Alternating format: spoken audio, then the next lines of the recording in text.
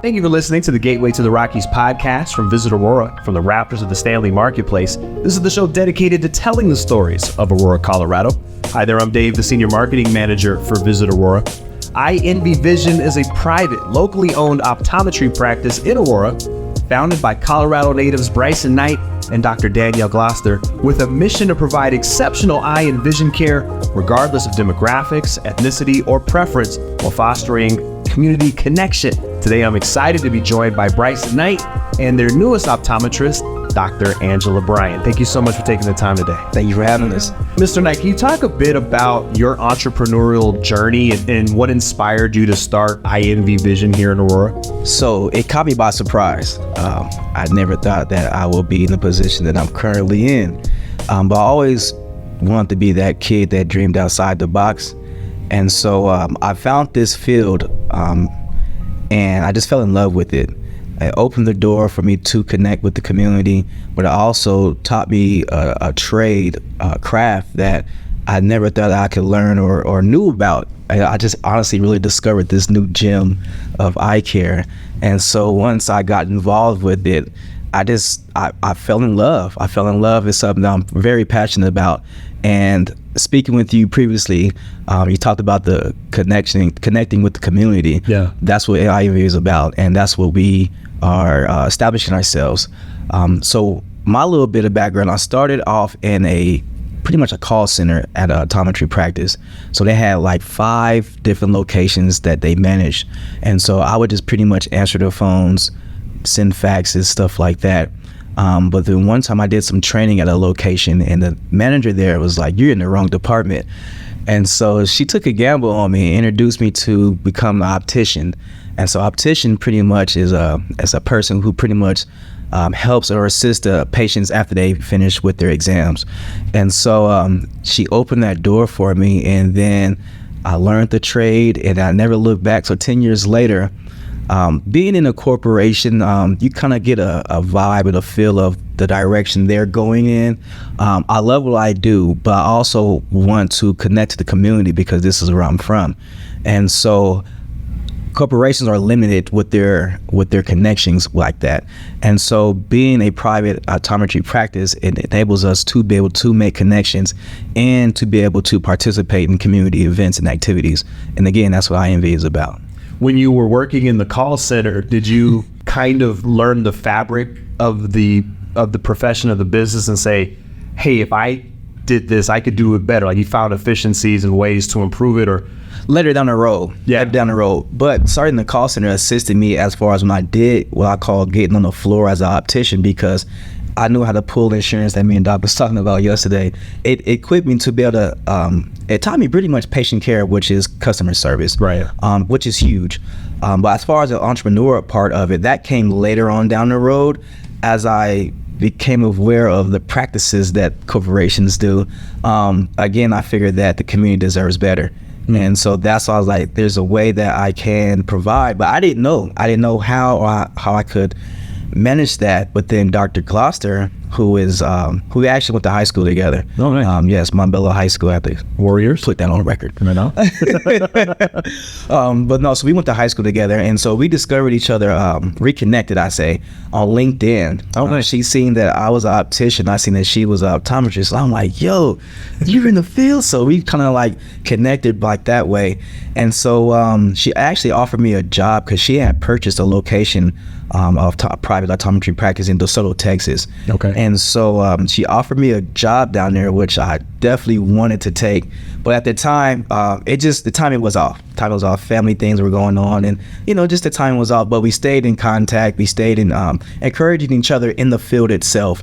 And then she came out here for her class reunion, and she was like, "B, we have to do something out here for our people."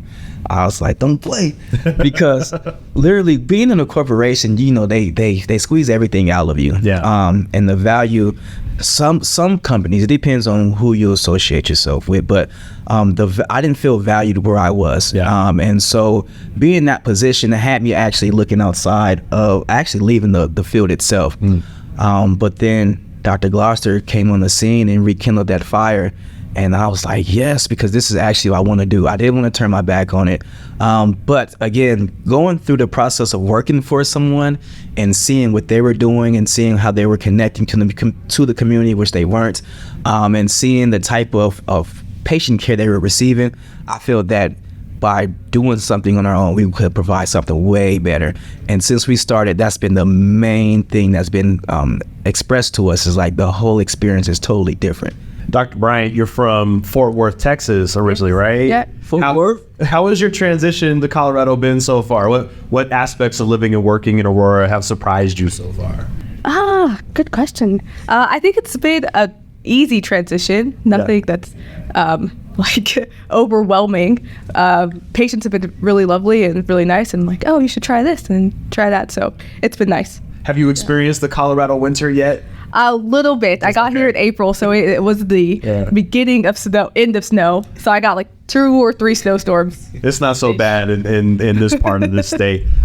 Would love to hear about your optometry journey. What inspired you to start your career path, and how did your experience at the University of Houston kind of shape your path to becoming an optometrist? Yes, so in high school, I was a part of this medical academy.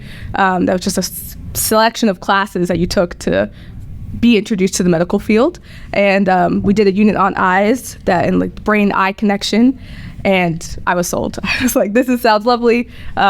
This is so fascinating to me. And then looking into the path of trajectory of what it takes to become an optometrist, I was like, this is doable. It was undergrad and then optometry school. So 4 years of undergrad, 4 years of optometry school, getting it out, and then you get to become a doctor. I was like, yes. Nice. Awesome. You make it sound so easy. Was it that easy? No, it was not. Then I got into it and I was like, all right, this is the grueling grind of day to day. Yeah. Undergrad, I did a biochemistry major, so that wasn't easy. And the chemistry minor just kind of built in. But it allowed me to get all my prerequisites for optometry school. And optometry school is probably the hardest thing I've done ever in my entire life. I would not want to do it again, but I'm happy that I did it. Yeah. It was just very taxing, of a lot of schoolwork, a lot of hours, but they paid off. And how did you get connected with Bryson and Dr. Gloster? Yes, so on a listing website, I had saw that they were hiring for an optometrist, and they had posted this months before, like maybe 6 or 7 months. And so I just reached out to Dr. Gloster, like, hey, I saw this post, long shot. Are you still looking for an optometrist? I'm thinking about coming to Colorado. Nice. And she responded with, yes, so we actually are still looking for an optometrist. It's funny how those things work out, right? Yes. Bryson, you talk about that connection to community. What are some of the pillars that are kind of on the foundation of INV Vision that allow you to fulfill that goal? Me being a native. Me being a native and having a network of individuals that I can reach out to who is doing things in the community as well. We started, all of it's new. And so we started off with the March for Peace, which happened in Montbello. We participated in that, and so that was something. And it happened in Montbello because, it was dear to me because that's where I'm from. And so participating in an event in my community was great. And so getting that first taste of that, it was like, man, you know what? This is what we should be doing. Not necessarily just, yes, we're going to provide exceptional eye care when you come to our location, but we want to be able to be in the community itself and be able to walk with them, talk with them, and participate in the things that's dear to them because it's dear to us as well, because we are from the community. Yeah, you're not just a business operating. Correct. You are of the community. Yes, and that's the difference. Huge difference. And part of that is your mission to educate. What role do you think education plays? And this is for both of you. What role does education play in overall ocular health and overall wellness? I think it's a huge importance, because if a patient understands the aspects of why they're seeing the way they do, then they can make changes accordingly. You can't do anything that you don't know about.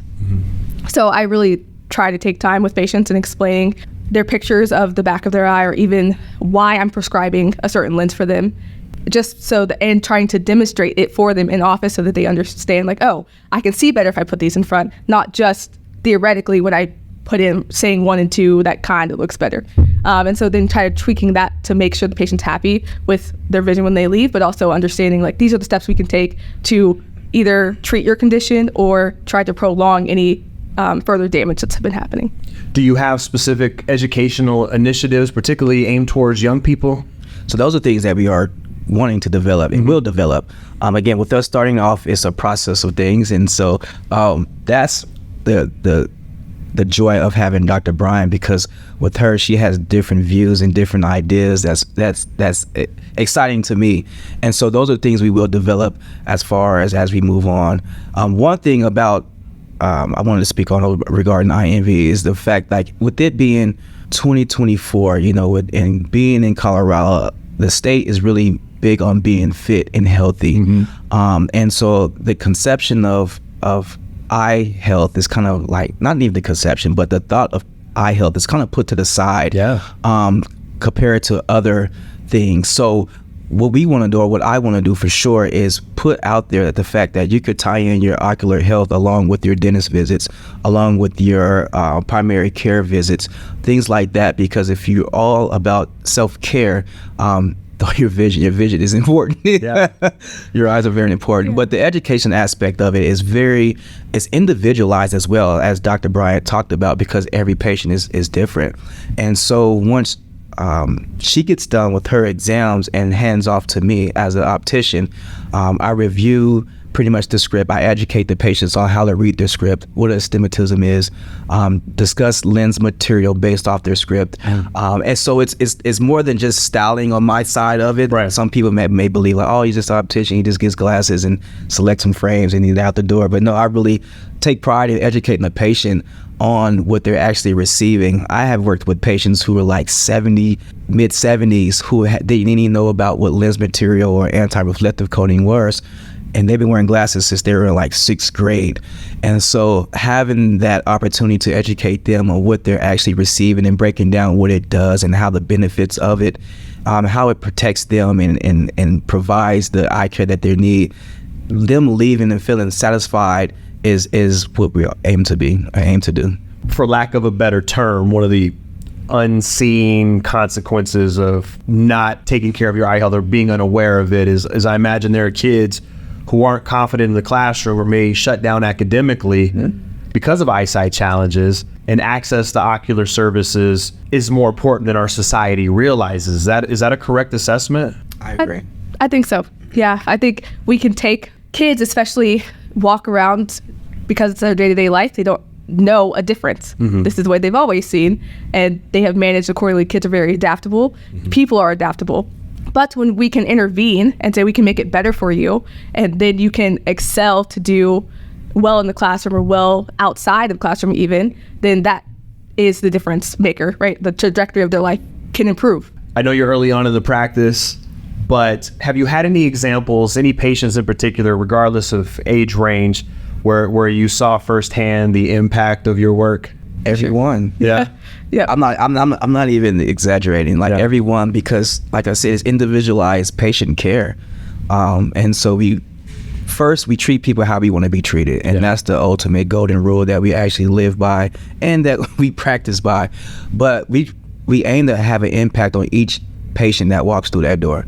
You have a special interest in providing eye care to children and those with low vision. What draws you to these particular areas, and what unique challenges or rewards do they present for you as a doctor? They're different. Kids, you can give them a sight to be able to live their life maximally.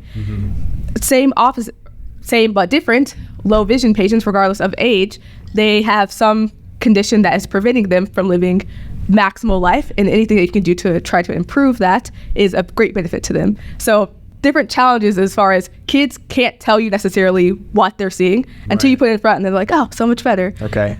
Same but different. Low vision patients also, I can't see this or that. I need to, maybe they have more structured goals. Like, I really want to be able to see up close. I do a lot of reading. I want to be able to read comfortably. And if I can make that happen, then we're spot on. Yeah. It's all about the strategy of that personalized eye care experience. Yes. Can you elaborate a little bit on how that philosophy kind of shapes the patient experiences and outcomes? Because everyone's different. Everyone sees differently.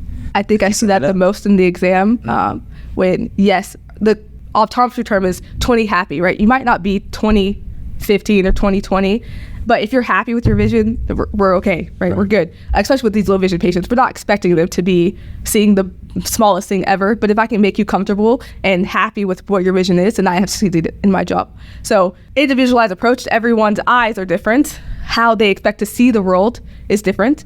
And so if we can meet that level of expectation, then we've succeeded. You've touched on this a little bit. It's not just about the eye health, though. It is about style. There's style there to be had. You carry some really great brands, and you have some really unique looks. How do you go about deciding the designers and the styles that end up in the store? It's really just going off we're not necessarily going off the trend of what superstars or anything like that is going on. Me as an optician, selecting the brands is really just based off demographics. You know, growing up out here, I kind of got a feel or a vibe of what some selection of communities will like, and just really just making sure that we have options, really just have a selection of options. And so it's not all about just designer as well. We do have some funky and fresh non-designer that you'll look at it and you'll be like, that's not, and then you will never know. And then again, budget, as far as we're able to meet every aspect of people's budget. Again, working in a corporation, there's plenty of times I've seen patients walk away because they couldn't afford eyewear. Yeah. And that right there touched me, because these are, again, people from my community. But then being in a corporation, they'll allow that patient to just walk out their door, and that bothers me.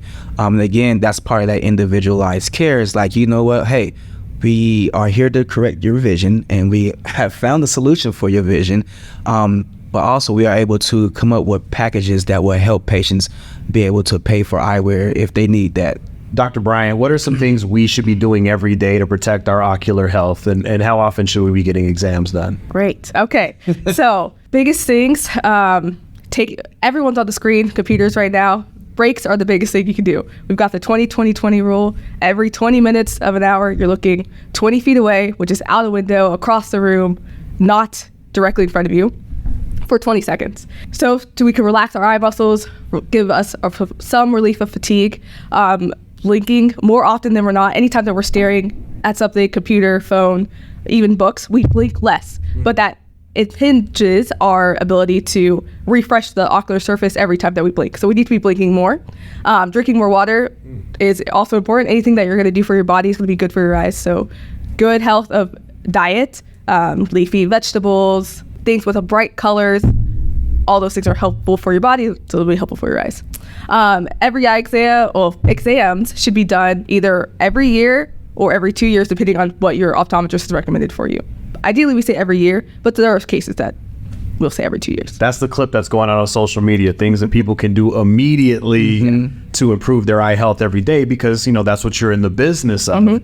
Being new to the community, what have been your impressions of Aurora so far, and how do you plan to engage with the community? Yeah, the community has been very welcoming. And everyone's always asking, like, how are you going to get outside? What are you going to do? Which is great. Of an outdoor person, I like being outside. So it's that's a fun thing, just getting out and doing the different things in the community, like the Peace Walk and all those things. So I think I want to engage more in those activities. Are you going to become a full Coloradan and go hiking and rafting and all the stuff that hiking, yes, the people do? Rafting, I don't know. I don't know about rafting.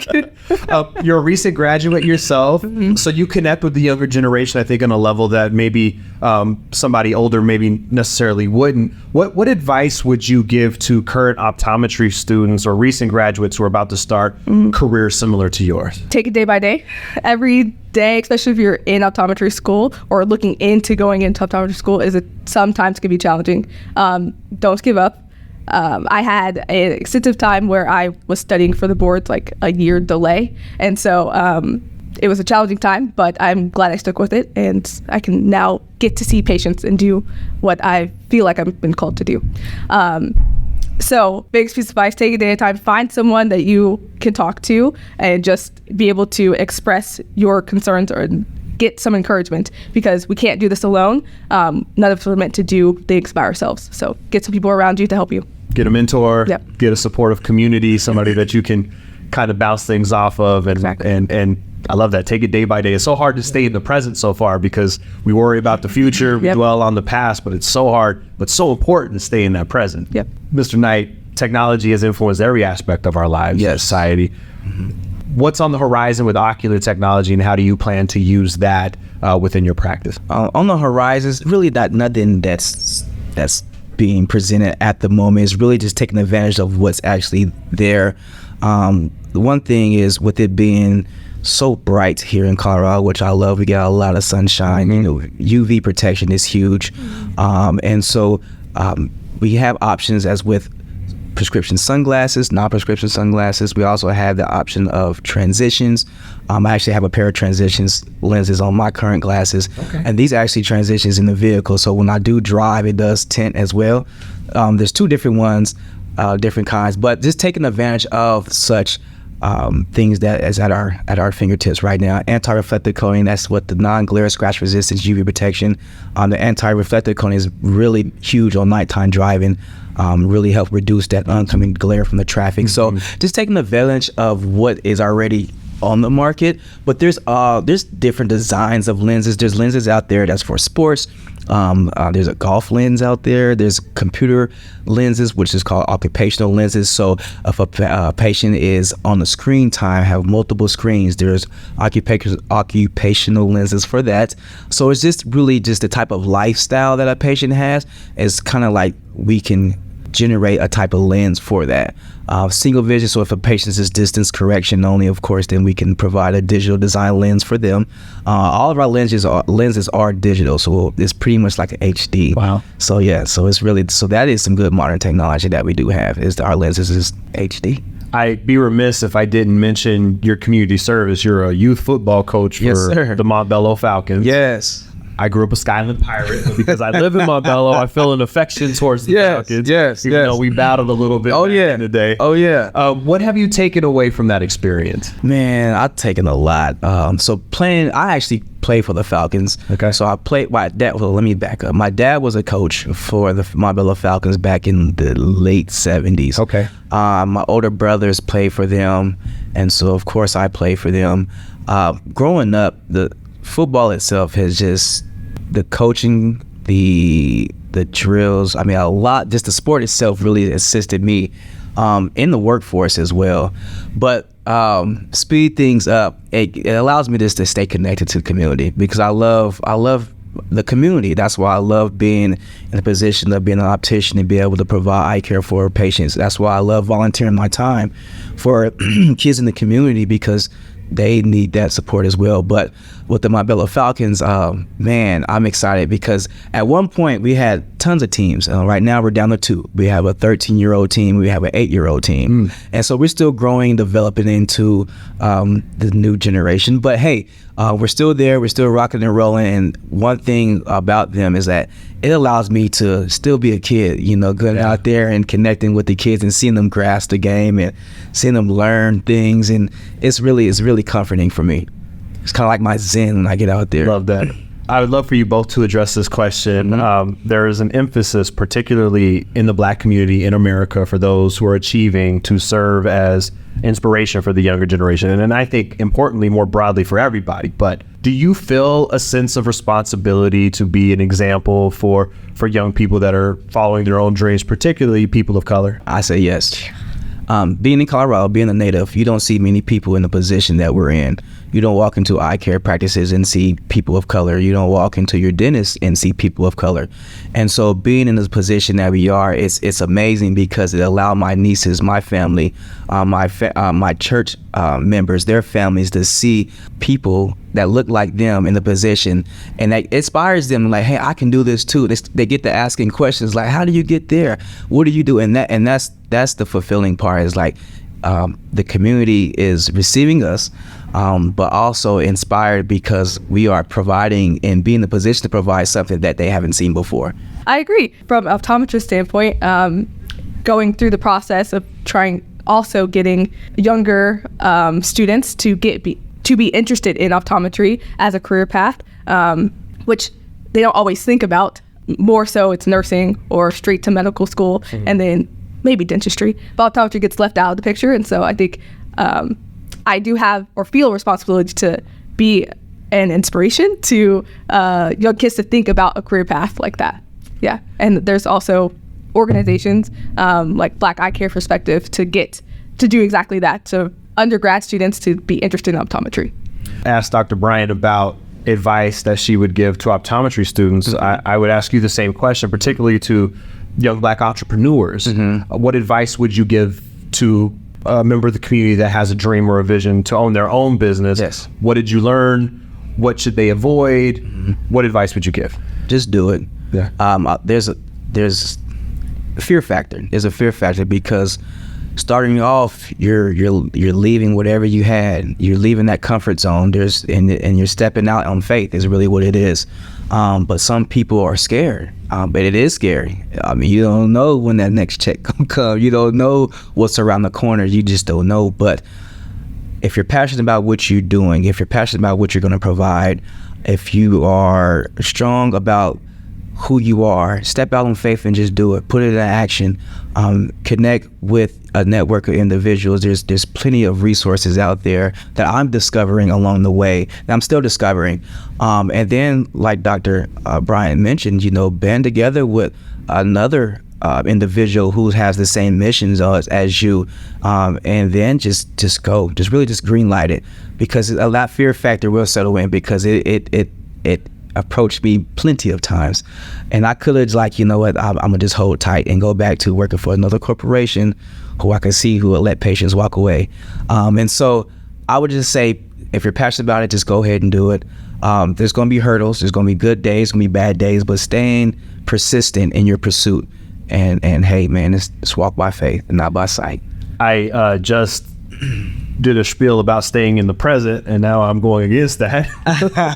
6 months, 5 years, 10 years. What's your vision for iEnvy Vision? What's your goal, not only for the business, but for your impact on the community? Well, before I answer that, it kind of goes with it. Huge announcement right now is, and especially with your connection with the Park Hill community. I'm not sure if you're familiar with the Mayfair Vision Clinic out there. Yeah, absolutely. With Dr. Janice Jarrett. So she has actually joined the staff of iEnvy. Nice. Yeah, so we are going to join forces and be able to provide more exceptional eye care for our community. So Dr. Jarrett, she has been a pillar in the community.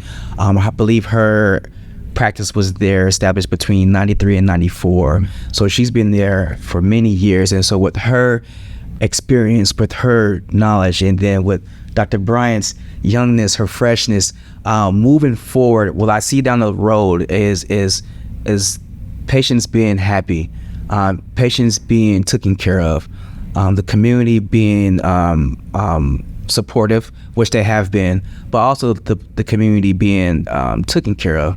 And so that's one thing I'd see us continuing to do, and it's just going to get bigger and better. And how it's going to get bigger and better is by just continuing to provide that exceptional patient care experience. Well said. Right on. Dr. Bryant, welcome. Thank you. To Colorado. I got PRK about 11 years ago, so it's wearing off. So I need to come see you, Come by. because things are starting to get a little fuzzy. Yeah. So thank you so much for the time. You guys are doing great work, and we want everybody listening to book an appointment to get their eyes checked out, Yes. and support a business that's doing great work. So thank you Yes. for the time today, and appreciate your mission, Yes. and appreciate all you're doing for the community. Thank you for having us. One way you can book, if you are interested, you can book online at ienvyvision.com.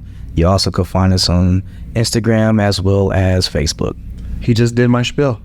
I'm going to do it anyway. That was Bryson Knight and Dr. Angela Bryant of iEnvy Vision. Their office is located at 700 South Buckley Road. You can learn more and schedule a visit at ienvyvision.com, and make sure to follow along on social media at iEnvyVision. You're sounding better. Thank you for listening to the Gateway to the Rockies podcast. Visit Aurora is the official destination marketing organization for the city of Aurora, Colorado, and acts as the primary liaison between meeting planners and hotel partners. As Aurora's Convention and Visitors Bureau, Visit Aurora's mission is grounded in showcasing Aurora as a premier destination for meetings, business, and leisure travel. Visit Aurora represents more than 75 plus hotel properties with 13,500 plus guest rooms and more than 1 million square feet of meeting space, including Colorado's largest resort, Gaylord Rockies Resort and Convention Center. As Colorado's third largest city, Aurora is located minutes away from Denver International Airport and showcases mountain views, memorable meeting spaces, and 250 plus international eateries that offer a unique experience for each and every visitor. As the gateway to the Rockies, Visit Aurora's role in the local community goes beyond marketing the city as a destination. destination. The Visit Aurora team is here to assist you with your Colorado visit, from facilitating your meeting, event, or convention to helping you discover local flavor and attractions. Go beyond the boardroom in Aurora, Colorado. For more, visit us at visitaurora.com.